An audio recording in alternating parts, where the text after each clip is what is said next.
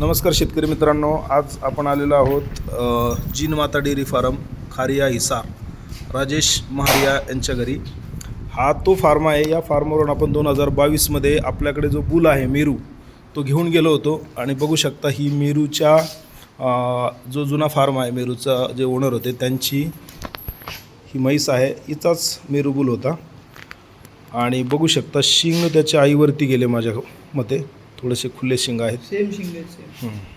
24-25 kilo दुधाची म्हैस आहे. आपल्या बुलचं रेकॉर्ड जे आहे ते छान आहे. त्याचा बाप ह्याच फार्मवर होता. आता सध्या त्याने तो रेडा विकला आहे किंवा मेला असेल, कदाचित काहीतरी झालं असेल. मोठा रेडा होता आणि ही त्यांची धोणीची बहीण असावी, कारण ज्यावेळेस आपण आलो त्यावेळेस ही पार्टी छोटी होती. मालक आता घरी नाही आहे, पण त्याचा रेकॉर्ड आपण त्यांच्याकडून घेऊ.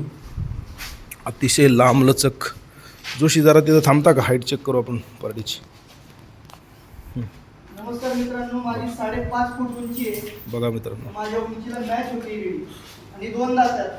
2 दात आहे रेडी. लेंथ बघू शकता तुम्ही. लेंथ बघा, बारीक बारीक 8 फूट लेंथ आहे रेडी. बारीक शिंग. 4 लाख रुपये किंमत लागलेली आहे रेडीला. तडातलं अंतर बघा, बघू शकता. ही आहे पुढच्या ब्लड लाईन, याला म्हणायचं ब्रीडिंग. आणि तुम्ही बघू शकता हा रेडा धोणीसारखाच तयार केला आहे त्यांनी परत.